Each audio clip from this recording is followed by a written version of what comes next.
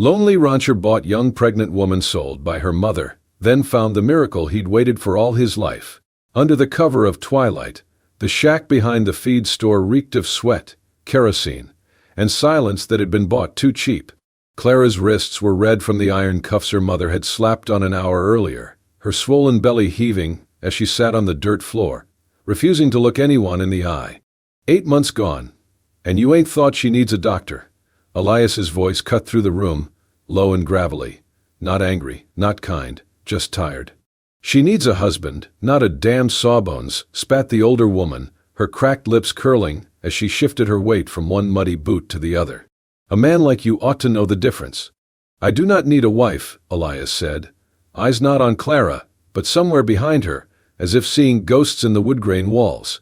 I need quiet. The exchange was made without further noise. 2 silver coins, dull and old, 1 jug of whiskey, and a promissory note for half a butchered steer come fall. The mother unlatched the cuffs like she was untying a sack of potatoes and pushed Clara toward the door. Don't give him trouble, she muttered. He paid more than you're worth. Elias did not touch her. He only nodded toward the waiting horse, its mane slick with sweat. Clara climbed up slowly, her eyes burning, throat sore from not crying. The ride to his homestead was silent but for the wind. It was 3 miles through dust-choked trails and pine-lined shadows that seemed to breathe. His house sat at the edge of nothing, no neighbors, no fences, just wild land and a porch that looked like it had not heard laughter in a decade. He helped her down, motioned toward the door. Inside, the air was clean, too clean. No scent of tobacco, no perfume, only wood smoke and lemon oil. A single photograph hung crooked over the mantel, a woman with bright eyes and hands wrapped around a baby blanket, the child missing. You can stay here, Elias said, pointing to a room on the left. The bed is firm. There's water by the stove. I won't come in without knocking. Clara didn't speak. Her fingers hovered near the hidden fold of her boot, where she'd sewn in a thin blade days ago. She nodded once and stepped inside. The room smelled of lavender and dust, the bed covered in a quilt too fine for the rest of the house. A brush, a mirror, and a pair of unused shoes sat neatly beside the dresser. It was not a prison, but it felt like one. Later that night, long after the coyotes started singing to the stars, Clara lay awake, one hand on her belly, the other wrapped around the hilt of the dagger. The baby kicked. Her breath caught. She listened for footsteps. Nothing, just wind, and the occasional creak of the old beams settling. Around midnight she slipped out from under the quilt, careful not to make the boards groan. The knife was small but sharp. She slid it free and crept barefoot toward the front room. No light, no sound. Her heart beat like a drum in her ears. She moved to the porch. Rain had begun to fall, thin, cold, whispering. She saw him then. Not in bed, not watching her, but kneeling on the wooden boards, oil lamp guttering beside him. Elias was threading new leather into a torn saddle, his brow furrowed in concentration, his hands steady. The rain soaked his shirt, dripped from his hair. He did not notice her. He spoke softly to no one. She always said this place needed mending. She meant more than the fence. Clara stood frozen, the knife hanging useless by her side. He looked up, finally seeing her, and said only, "Could not sleep." She shook her head. He nodded once, then returned to the saddle, stitching through the quiet. Back in her room, Clara hid the knife under the pillow, not out of trust, not yet, but out of something more complex, something that hurt less than fear. In the morning he left bread and blackberry jam on the table. No note, no questions. Just bread and silence. The kind that wasn't heavy, for once, just still. The morning sun spilled through the lace curtains of the room Elias had given her, casting soft golden shadows across the hand-stitched quilt. Clara sat upright, the scent of dried lavender still clinging to the corners, mixing with something older, cedar, faint rose petals, and time. The room had not been changed in years. A hoop of unfinished embroidery sat on the windowsill, thread trailing like a forgotten promise. Beside it, a book of psalms worn thin with use.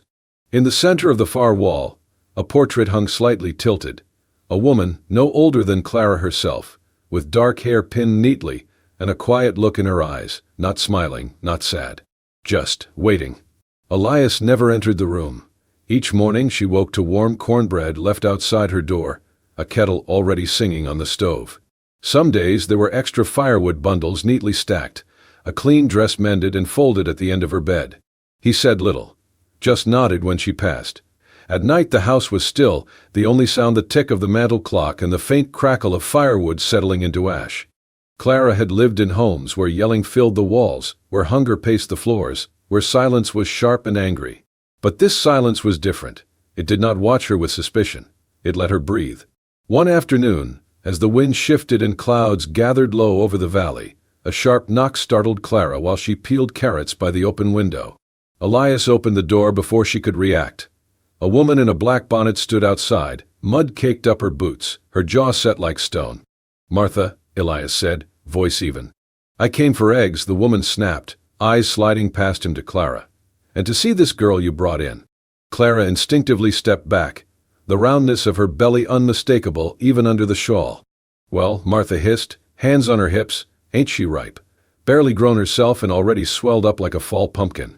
"What's the matter, Elias? Town too quiet without a scandal." Elias didn't move. "She your new pet?"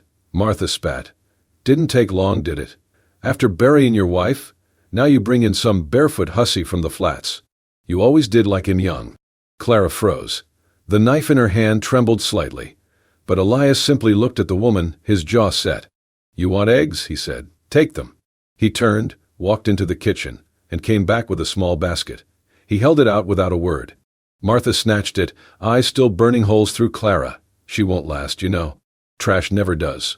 Still, Elias said nothing. He stepped back, placed one hand gently on the door, and closed it. Not slammed. Just closed. The click echoed in the silence that followed. Clara stood for a long time after Martha left. Her fingers rested on her belly, the child stirring inside. She waited for Elias to explain, to apologize, to tell her she was not what that woman said. But he didn't. He returned to the porch, took his place on the worn wooden rocker, and began whittling a piece of cedar without looking up. He had not defended her. He had not denied it. He had just shut the door. That night, Clara sat at the edge of the bed, brushing out her hair in front of the mirror. Behind her, the portrait of the other woman, the wife, watched in stillness. Clara whispered to it, almost without meaning to. "He's more afraid of their words than mine." And she realized then he had not bought her to save her. He had bought her because he had stopped believing in his own worth, because ghosts were easier than people, because silence could not accuse him of anything. But she was not a ghost, she was still alive. And her child would be too.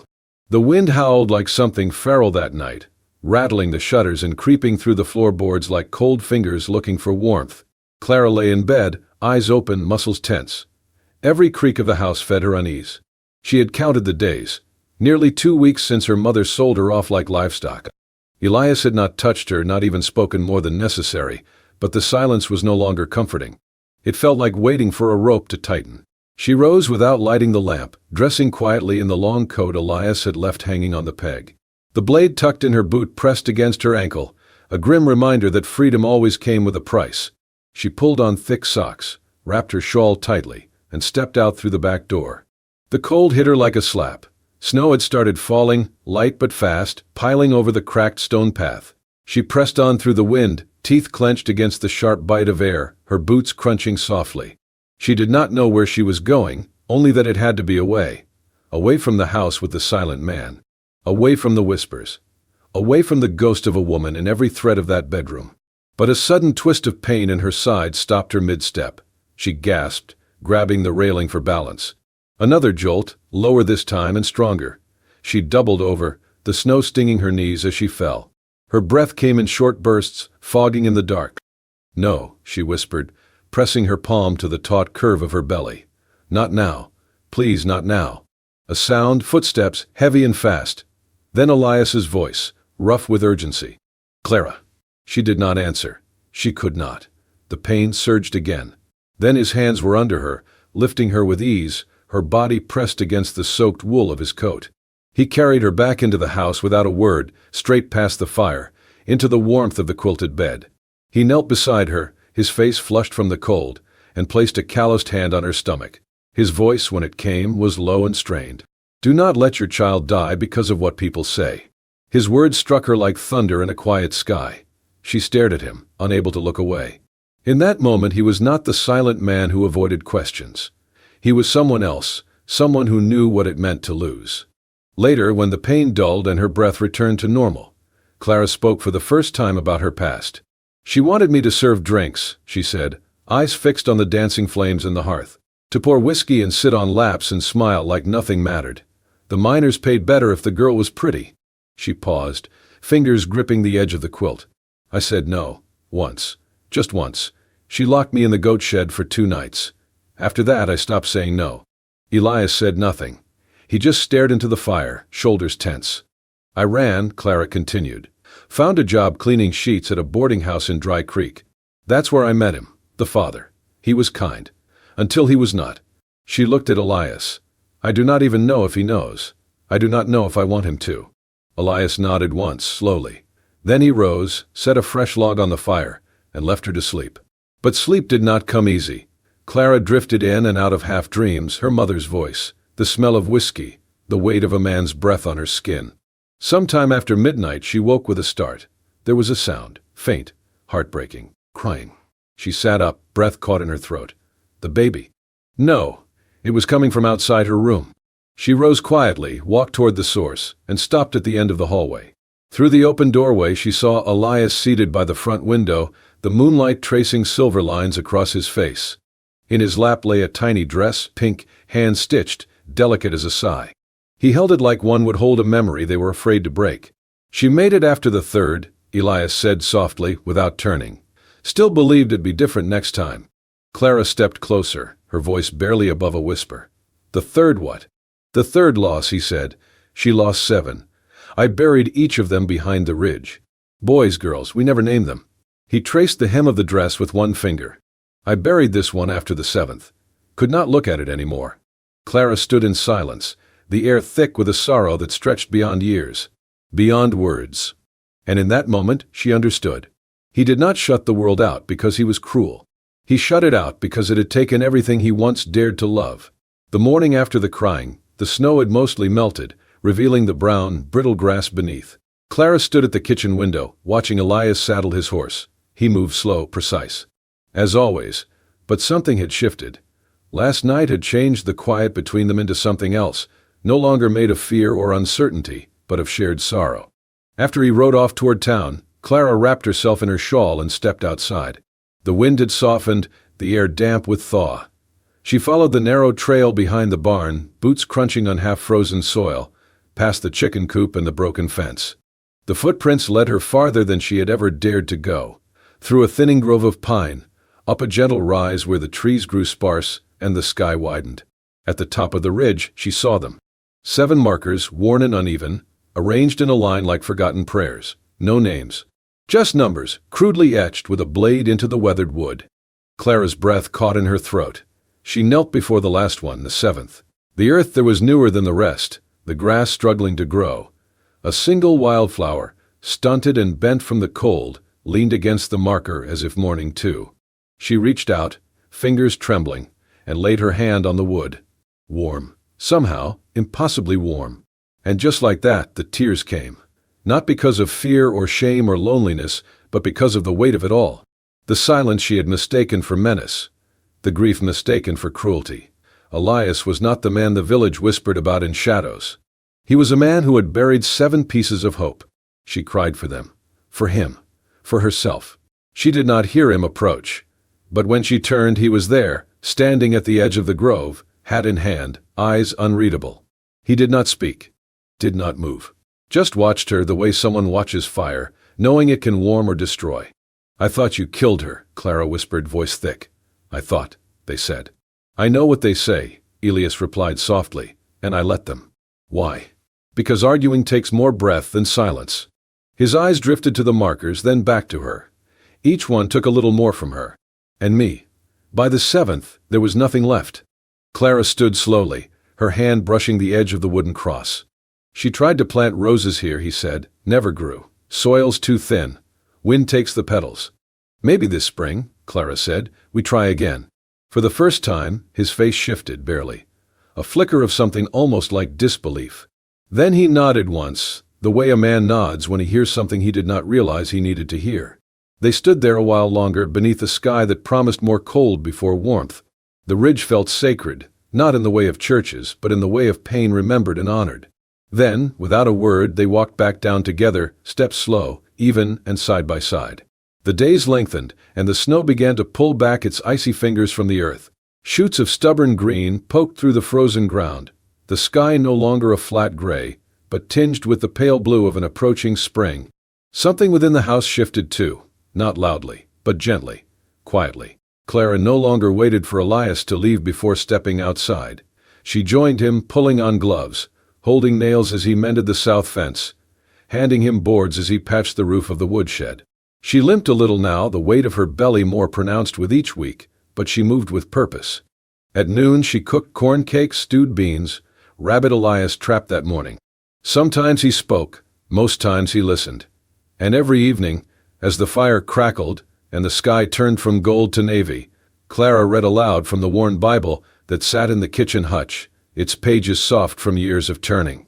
She read slowly, pausing to ask questions, to wonder aloud about passages. What does it mean when it says, "Sorrow may endure for a night, but joy cometh in the morning"? Elias, carving a spoon from hickory in the rocking chair, replied without looking up. It means sometimes you have to lose something to understand what's worth finding. One afternoon, Clara stood near the porch where Elias tended to a crook line of wooden stakes running along the fence. She noticed the soil was darkened, turned fresh. Beside each stake sat a bulb, half buried. "You're planting roses again," she said, stepping closer. He glanced up, wiping his hands on a rag. "They won't take, never have." Clara crouched slowly beside one, her hands pressing lightly into the earth. "Then why keep trying?" Elias shrugged. "Because she believed they would. Said even the hardest ground gives in if you're patient enough." "And you?" He hesitated, then looked at her fully.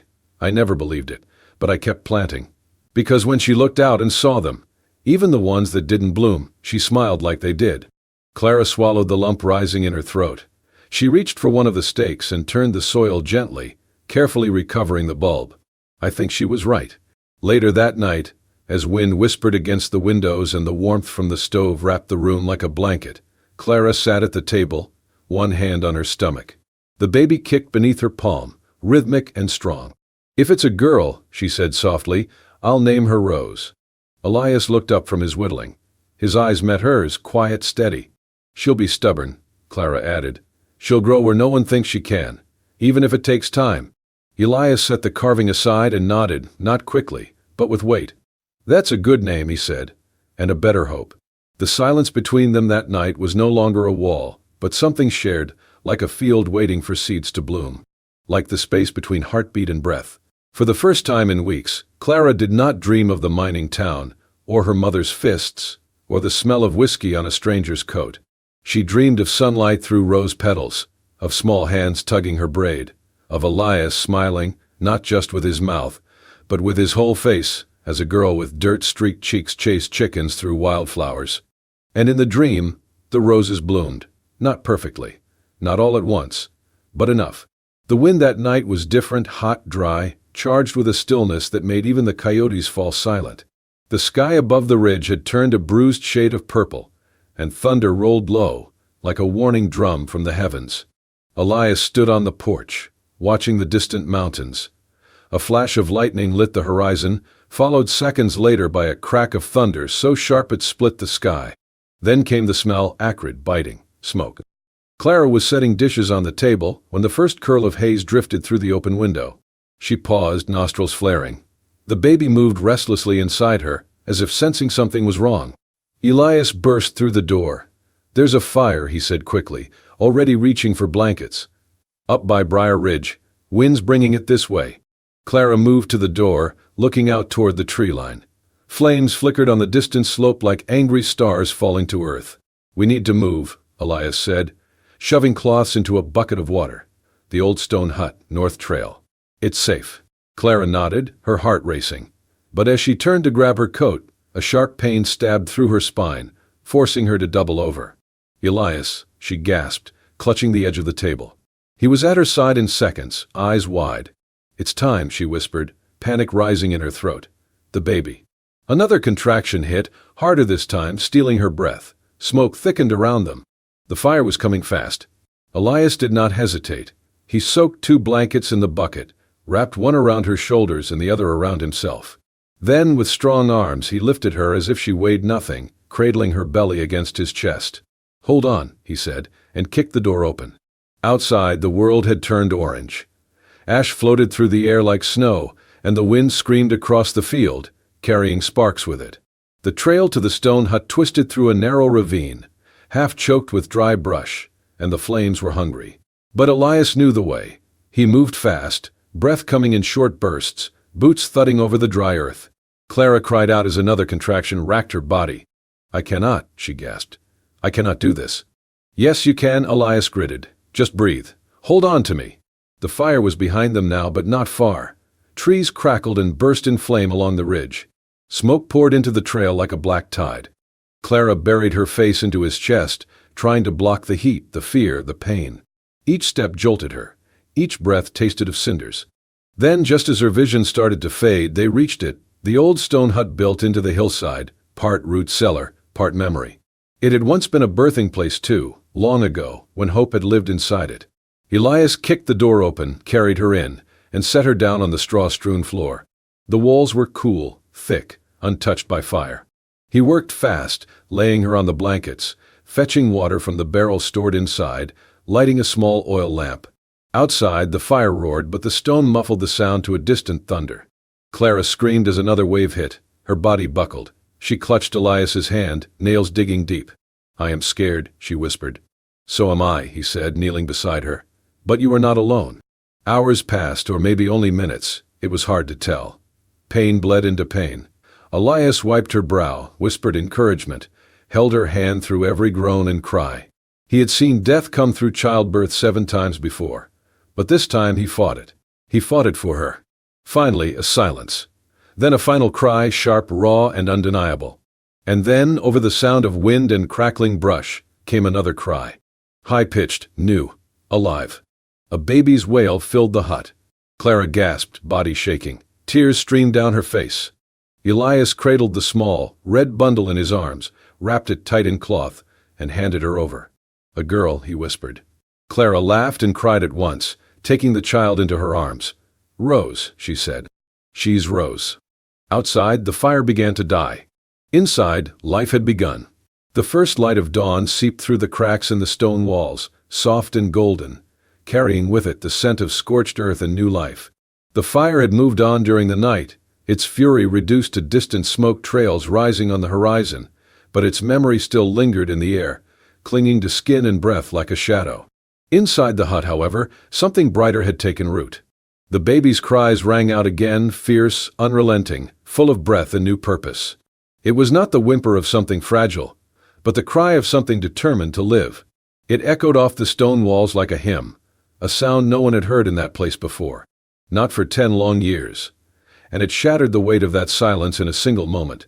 Elias knelt beside Clara, his hands stained with soot and blood, his shoulders trembling not from fear, but from something far more vulnerable, relief. His chest rose and fell in uneven gasps, as if he too had been reborn with the child.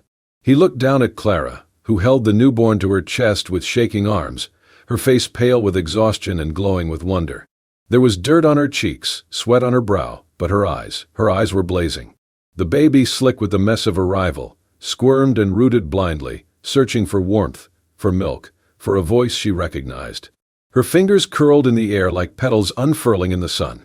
Clara looked up at Elias through tears that had yet to dry. "She's strong," she whispered, her voice catching in her throat. "She's loud," Elias replied hoarsely, a ghost of a smile tugging at the corners of his mouth. The lines in his face softened for a fleeting second, making him look almost young again, like the man he might have been, long ago, before sorrow carved its name across his back. He reached out, his hand unsteady, slow, as if approaching something sacred. With a trembling fingertip, he brushed the baby's cheek. Her skin was soft, impossibly soft, like silk warmed by firelight. She blinked, eyes still cloudy with the blur of birth, and let out a yawn so small, so human, it broke him open. "Rose," he murmured. "She'll be Rose." Clara cradled the infant tighter, her lips pressed to the child's damp hair. "You named her?" "No," Elias said quietly. "You did. I just believe it now." He shifted, his body sagging with the weight of what had just passed, and leaned heavily against the stone wall. The smoke had begun to creep in through the cracks again, thin, pale, almost forgotten, but it clung to them still. Elias's face, streaked with soot, turned gray. His lips were cracked, his eyes dulled. Clara's smile faded. Elias? He did not answer. Elias, she said again, louder this time, urgency climbing her spine. The baby whimpered at her chest, sensing the change. Still nothing. She reached for him with a trembling hand, her fingers closing around his forearm. It was limp, too limp. He slumped sideways, collapsing to the floor like a marionette with its strings cut. No, no, Elias, she cried, shifting Rose into the crook of her arm and dragging herself toward him. Her knees scraped the stone, her heart pounded so loud it drowned out thought. Look at me. You stay with me. Do you hear me? He did not move. She pressed her ear to his chest, her breath held so tight it hurt. There, a sound. Faint, shallow, but there. Please, she whispered, pressing her forehead to his shoulder. Please, don't leave. Not now, not when she's here. She shook him once, twice. Still nothing. And then, Rose cried. A piercing, angry wail that ripped through the air like thunder. It was not fear or hunger.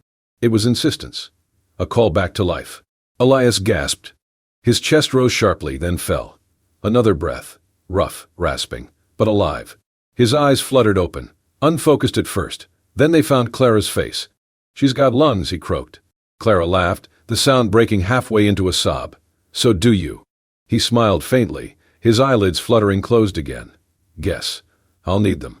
Outside, the fire smoldered into memory. The smoke lifted. And inside that battered, soot-blackened hut, the three of them stayed close, wrapped in silence, in breath, in the fragile miracle of survival. Bound not by blood, but by the cry that named a child and resurrected a man. Bound by a rose that bloomed in the middle of ruin. 1 year later, the house that once stood in silence now hummed with life. The wooden fence was rebuilt, sturdy and straight, wrapped with soft vines and wild grass that had returned with the spring rains. A cradle sat by the front window, carved from cedar and smoothed by hand, where a baby once slept and now stood, learning to walk, one wobbling step at a time. The rose bushes by the porch had bloomed. Not all of them, not perfectly, but enough. Delicate pink petals opened toward the sun, stubborn and tender. They grew where only failure had lived before. Inside the house, laughter echoed in the kitchen, Clara stirring stew, humming softly as Rose babbled on the floor, clutching a wooden spoon like a scepter. Elias sat at the table, mending a doll's torn arm with the same patience he once used to sew saddles and shoes. Letters came now, wrapped in blue ribbon or tucked inside baskets of cornbread and peach jam. Some were apologies. Some were blessings. All came from the same mouths that had once whispered cruelty. They left quilts, socks, even a note scribbled in a child's hand that said, "Sorry for what my mama said." The porch became a gathering place on warm evenings. Sometimes neighbors stopped by, awkward at first, bringing pie or old stories. Clara never asked why they came. She just passed around the tin cups and let them come again. One morning, Clara held Rose on her hip, pointing to the flowers by the fence. "She called you Bay yesterday," she said, smiling. Elias raised an eyebrow. "Before Ma." Clara laughed. "Twice, I counted." He chuckled. That quiet, familiar sound that still made her chest ache in the best way. "She's a clever one." "She's yours," Clara said softly, meaning more than the words. He reached out and touched the child's cheek. "Ours." That evening, as the sun melted into amber across the valley, Rose toddled barefoot through the yard. Her curls bounced with each step, one chubby hand clutched around the stem of a fresh-picked rose. She squealed with delight at a butterfly, stumbled, and rose again, undeterred. Clara watched from the porch, hand resting on her belly, now round once more with new life. Elias stood beside her, his hand gently on her back. The land around them, once scorched and barren, had grown green again. Not perfect, not easy, but alive. And as Rose ran laughing into the golden light, the petals of her rose trailing behind her like blessings, Clara whispered, "Some things must be lost to make room for miracles, and even in a place turned to ash, flowers can still bloom." If this story stirred something in your heart, if you felt the quiet strength of a man who thought he had nothing left, the resilience of a young woman rising from betrayal, and the miracle of a rose blooming from ashes, let us know with a like, a comment, or most of all, a subscription. This is Wild West Love Stories, where forgotten romances are brought back to life, where broken hearts learn to beat again, and where miracles grow in the most untamed places. Subscribe to stay with us through every tale of longing, redemption, and love that defied the frontier. And don't forget to hit the bell, so you never miss a story where bullets missed, but hearts didn't. Thank you for riding with us. We'll see you in the next story.